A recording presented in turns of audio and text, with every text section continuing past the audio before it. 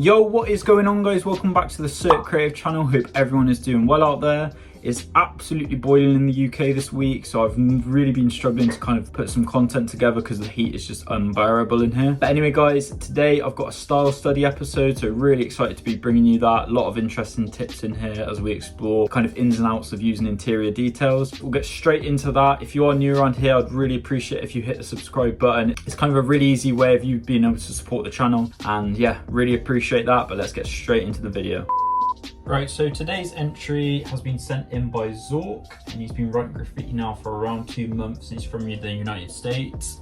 So I'd just like to quickly say thank you very much for sending your piece in. He said he'd like me to just kind of be as critical as I can because he's really interested in learning about what he's doing wrong and where he can improve, and that's a great mindset to be in with sort of anything you try at, and yeah, even in graffiti. So here is the piece that he's sent in today. This was actually a bit of a name exchange that he did from a friend, and it reads Dino. I'll just pop up the letter structure here. So there we can see D, and then he's gone with the kind of freestyled E, O, and N. And firstly, I'd just like to say straight away, the structure isn't that obvious. The reason for this and the kind of subject that I'm basing today's video around is going to be the interior details. So if you don't know what an interior detail is, what I'm talking about when I say an interior detail, I'm talking about little details that are put into the inside of a piece to kind of add interest. So what he's done here is he's added kind of boxes. So we've got boxes there, we've got these kind of little like wrinkle, crack line kind of things. We've got this kind of hinging, so it looks like two kind of lettering pieces are kind of stitched together in a way. We've got these little quotation marks, and we've got the bubbles, and that seems to be the theme across. So it's kind of carried. So as we can see here, we've got the boxes over here, and then we've got the quotation marks throughout and all that. So interior details are good. They should be used. Never think they shouldn't be used unless it's sort of like something like a throw up. You don't need to really do interior details, but straight letters and pieces, interior details are great. But there is a fine line between not enough interior details and too much interior details.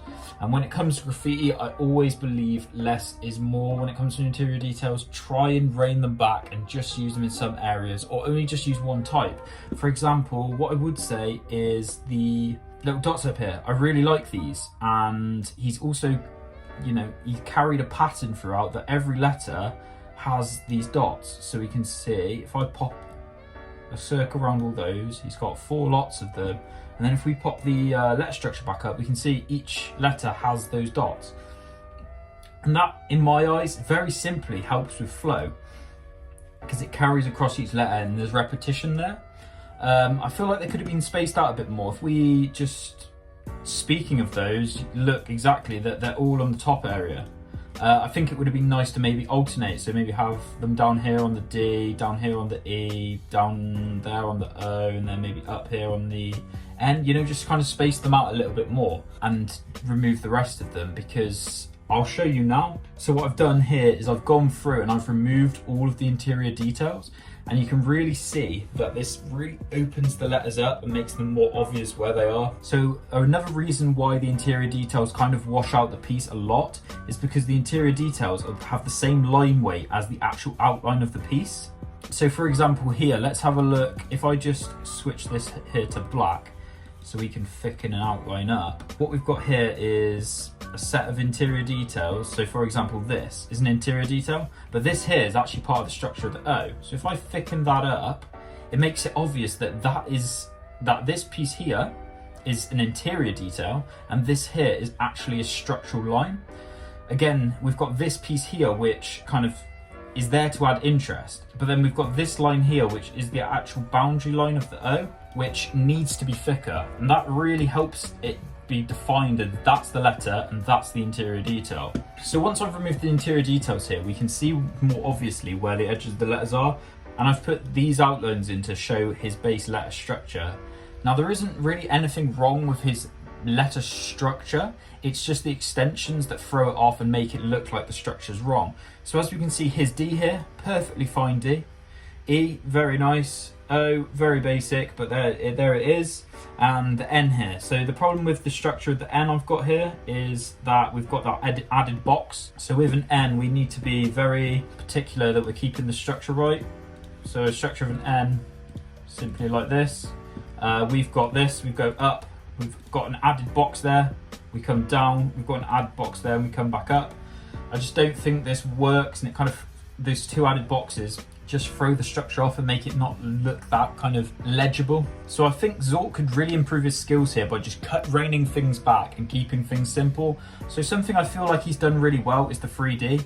And if he really reined back the kind of extensions that he put in and do something more basic, but kept those 3D skills that he's got and the pen skills he's got. Like, I do think he's got really good skills with the pen. You can see here, this is quite a tight thing with quite straight lines. And he's done the 3D brilliantly. One thing that I would definitely say that he's done the 3D really well. So an example of that would be here. So we've got this curve here, and that's also been carried out here in the 3D. All of these are the same length, which helps make it look like a proper 3D object. So this line here is the same length as this line here, and all of these exterior lines follow the outline of the letters. Brilliantly done 3D. The only slight issue with the 3D is if I pop up these construction lines on the 3D here, you can see he's not too sure what type of 3D it is. So if it was a vanishing point 3D, which I think is what he's gone for, all of these blue lines need to meet up at the same point.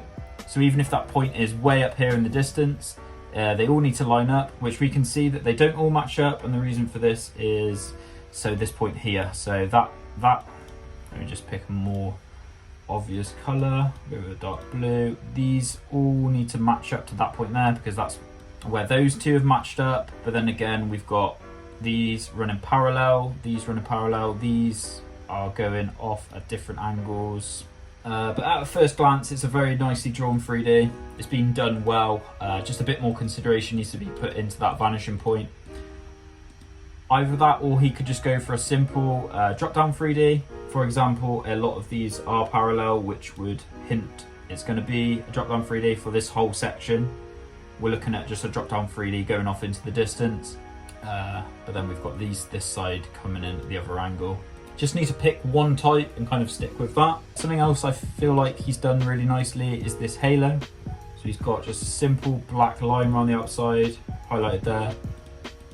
I think it's nice, kind of makes it pop off and look a bit like a sticker kind of thing. And I feel like it works well. But yeah, really, really nice effort here. And for only writing for 2 months, you've put in some, I can see you've put in some real thought and consideration into what you're doing. But I would rein it back a few steps and practice straight letters and block lettering. So yeah, I'm going to throw up on screen now a little hit off I've done for you and your friend Dino. So I've gone with a really base structure to kind of show how you could have gone about things. So yeah, block letters, as you can see me laying in here. I've then gone back in and erased the construction lines. This kind of helps them all flow together. Now you can see that I'm adding in some extensions. These are just little details that characterize the letters and give them a bit more, just a little bit more about them, give them a more graffiti look. You can now see I'm adding a 3D in, so this is all vanishing to that one point up the top, then removing the construction lines.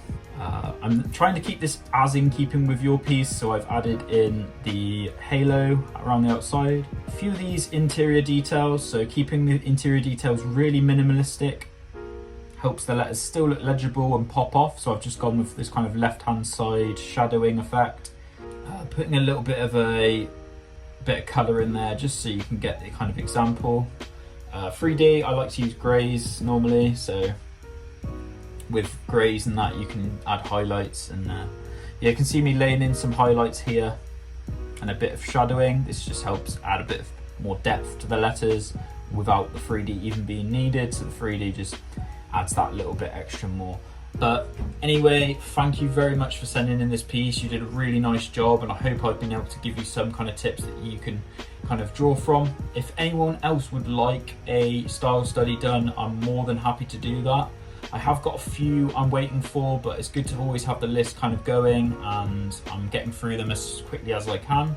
So if you would like one done, just send me an email, cirtcreative@gmail.com, and make sure you attach the photo of the piece of work you'd like me to look at. Please also include your tag name, how long you've been doing graffiti, and your country. So thank you for tuning in on today's video. I hope some of these tips help you guys out.